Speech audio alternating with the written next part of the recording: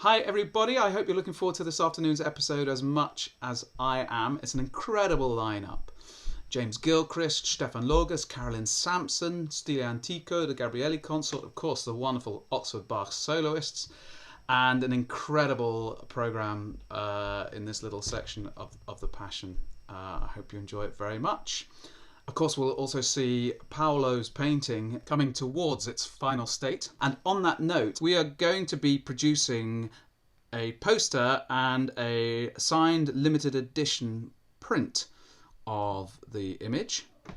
So if you're interested in getting hold of a copy of that, let me know by dropping me a message on Twitter @posnote, or sending an email to positivenotefilms@gmail.com. We'll put the address in the description of the video below. Finally, I thought I'd leave you with a few screenshots from this morning when I was putting in the subtitles for today's episode. YouTube produces automatic subtitles, and it struggles when someone is singing at it in German. So have a look at these, see if you can work out where in the piece they come from and what the text is that it's trying to transcribe. Do have a guess and let us know in the comments what you reckon they might be.